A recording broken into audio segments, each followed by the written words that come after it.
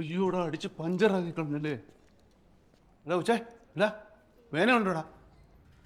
History വല്ല കോമായിലോ മറ്റോ ആണോ? കുത്തും കോമയൊന്നും അല്ല, മയക്കി കിടത്തിയിരിക്കുവാ. മയക്കി കിടത്തിരിക്കുവന്നല്ലേ? ആ മയങ്കോട്ടെ മയങ്കോട്ടെ. ജോസേട്ടേ എന്നാടാ ഇവന് തന്നെ പറ്റി. കോമായൊന്നും അല്ലടാ പേ, മയക്കി കിടത്തിരിക്കുവാ സിസ്റ്റർ. DYSP ആയിട്ടൊരു മീറ്റിംഗ്, അതിൽ കുടുങ്ങിപ്പോയി. ഇപ്രാവശ്യത്തെ പെരുന്നാളെല്ലാം എങ്ങനെ ഉണ്ടായിരുന്നു? വിളിച്ചോ? കഴിഞ്ഞ പെരുന്നാളിൻ്റെ അത്ര ഒരു മജ ഇല്ലായിരുന്നടാ പേ. ആ സാബു അന്നേ ആ പഴയ അപ്പാവികളെ കൊണ്ടാണ് പിന്നെയും വന്നത്. പിന്നെ എന്തെങ്കിലും ആകട്ടെ എന്ന് വെച്ച് ഞാനൊന്ന് പതപ്പിച്ച് വന്നപ്പോൾ അമ്മച്ചിയുടെ കയറി കുളക്കി. സാവിനെ പിള്ളേരെ ഞാനങ്ങ് പൊക്കി. അപ്പോഴല്ലേ കാര്യം അറിയുന്നത്. എൻ്റെ ജോസേട്ടായി കഴിഞ്ഞ പെരുന്നാളിന് ജോസേട്ടായുടെ അടിക്കുള്ള തിരിച്ചടിയല്ല ഈ അടി ഇവനുള്ള ഒട്ടേഷനാ തൃശ്ശൂരിൽ നിന്ന്.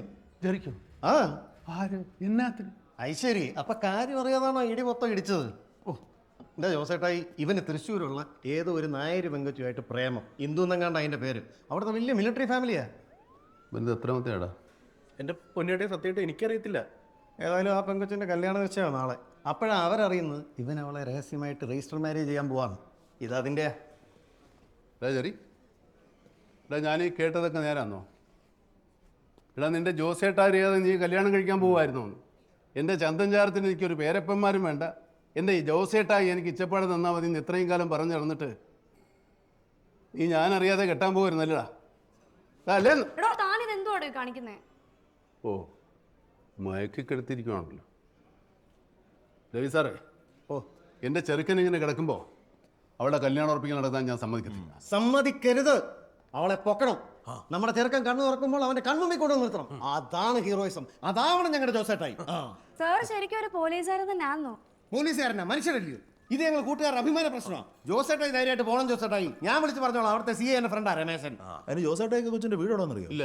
ഫോൺ നമ്പർ അറിയോ? ഇല്ല. പിന്നെ എവിടെയാണെന്ന് പറഞ്ഞിട്ടുണ്ടായി? അതിപ്പോൾ ഇവരോട് ചോദിച്ചാൽ മയക്കി കിടത്തിയിരിക്കുക. എൻ്റെ പൊന്ന് സാറേ, ആ ഫോൺ എടുത്ത് ചരിച്ചു പിടിച്ച് നോക്കിയാൽ എൻ്റെ പാറ്റേൺ അറിയാൻ പറ്റും. എൻ്റെ ലോക്ക് അടിച്ചിട്ട് കോൺടാക്ട് ചെയ്താൽ പോരെ? Sir phone. ആ സിസ്റ്റർ ഒന്ന് വിളിച്ച്.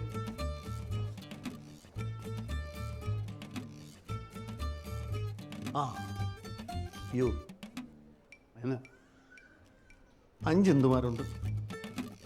Indu Insta, Indu Bumble, Indu +2, Indu Tinder, Indu's.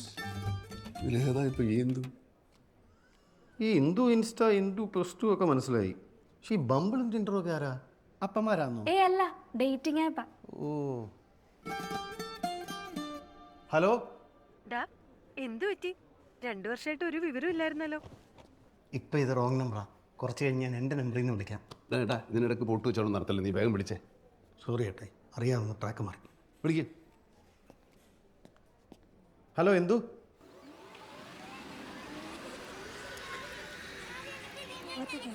പത്ത് പ്രാവശ്യം വിളിച്ചാലും ഒരു പ്രാവശ്യം ഫോൺ എടുക്കൂ. നീരു, അവള് മുകളിൽ എന്ത് ചെയ്യാൻ നോക്ക് നീരു? താഴേക്ക് വരാന്ന് പറഞ്ഞു കുറെ നേരായി.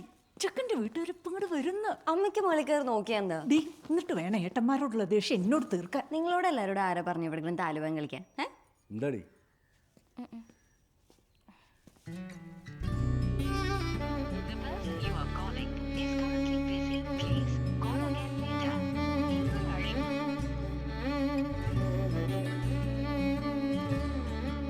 ചേച്ചി, സോ കോൾ പ്രതിഷേധവാരനും ടീംസും ഏതാനും കുറച്ച് നിമിഷങ്ങൾക്കുള്ളിൽ വീട്ടിലെത്തുന്നതാണ്. അപ്പോൾ എന്താണ് മിസ് ഇന്ദുലേഖയുടെ ഫ്യൂച്ചർ പ്ലാൻ? നീ ഒന്ന് മിണ്ടാതിരുന്നേ നീരു. അല്ല, ജെറിച്ചേട്ടൻ്റെ ടീംസ് ഇതുവരെ വരാത്ത സ്ഥിതിക്ക് നമുക്കൊരു പ്ലാൻ B വേണമല്ലോ. നിശ്ചയവും തേങ്ങ ഒന്നും നടക്കാൻ പോകുന്നില്ല. നീ നോക്കിക്കോ, അവര് വരും, ഞാൻ കൂടെ പോവുകയും ചെയ്യും.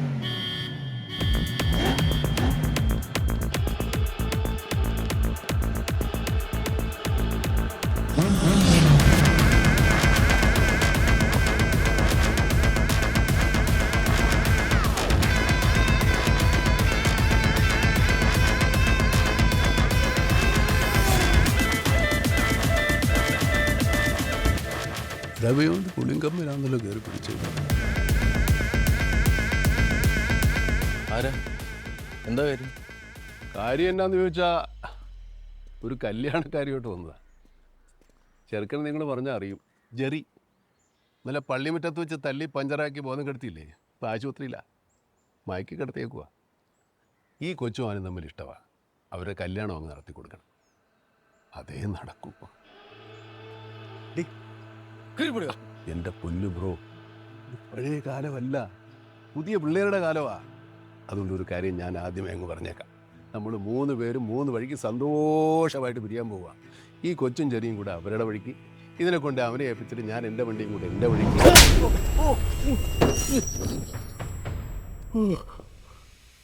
എൻ്റെ പൊന്നുമാതാവേ, ഇത് എന്നാ ഭാവിച്ചോണ്ട് ആ തള്ളയെ കൊണ്ട് എന്നെ കൊല്ലിക്കാനുള്ള പരിപാടി വല്ലതും ആണോ?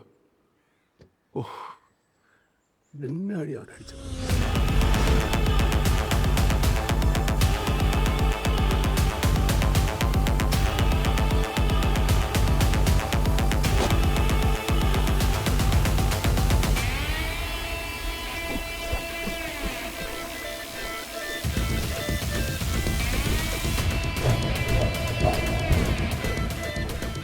What is happening? അയ്യോ ചുമ്മാ ജോസേട്ടായിട്ട് ഒരു കീഴ്വഴക്കോ.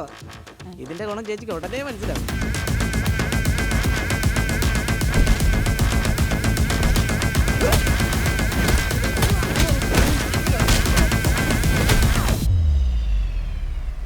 വിഷമിക്കാനൊന്നും ഇല്ലെന്നേ. പ്രേമകല്യാണമാകുമ്പോൾ ഇങ്ങനെയൊക്കെ കാണും. ഞാൻ എൻ്റെ കൂട്ടുകാരനായിട്ട് പറയുമല്ലോ കേട്ടോ. ചെറിയ കുഞ്ഞിനെ വിശ്വസിക്കാം. അവനൊരു നിഷ്കളങ്കനാണെന്നേ കണ്ടാൽ തന്നെ അറിഞ്ഞൂടെ. അവൻ ഒരിക്കലും ചതിക്കല്ല. ആ കാര്യത്തിൽ ഞാൻ ഗ്യാരണ്ടി. കൊച്ചിന് ധൈര്യമായിട്ട് അവൻ്റെ കൂടെ ഇറങ്ങിപ്പോവാം.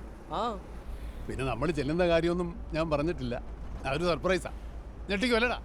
സർപ്രൈസ് കൊടുക്കുന്നതേ ജോസേട്ടായിട്ട് ഒരു മെയിൻ ഐറ്റം ചേച്ചി.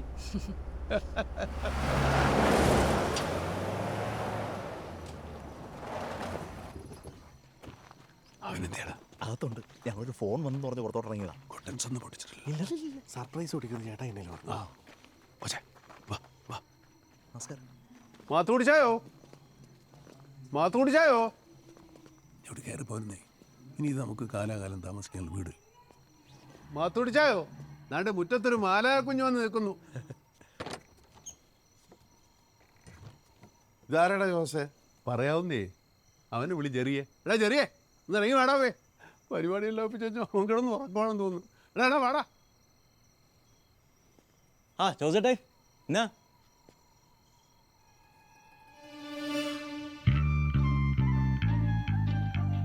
നീ എന്നാടാ നടാടെ കാണുന്ന പോലെ നോക്കുന്നത്? എടാ കാര്യങ്ങൾ നല്ല വ്യക്തമായിട്ടും ശക്തമായിട്ടും പറഞ്ഞു കൊടുക്കണം അതിൻ്റെ അപ്പനോടും അമ്മയോടും. അല്ല ജോസേട്ടേ എന്നാ സംഭവം എന്നാ? ഇതാരാ ഈ പെങ്കൊച്ചാരാ?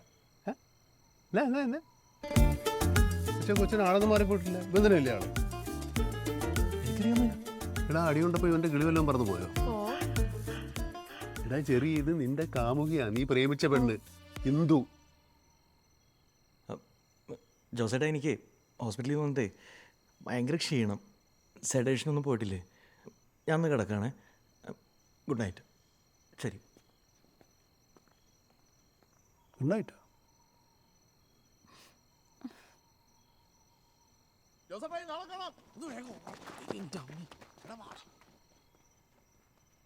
എന്നാ പിന്നെ ജോസേട്ട ഈ മാലാ കൊച്ചിനെ വിളിച്ചോണ്ടങ്ങ് പോയായിരുന്നെങ്കിലേ ഞങ്ങൾക്ക് കഞ്ഞിയും കുടിച്ച് കുരിശും വരച്ച് കിടക്കായിരുന്നു.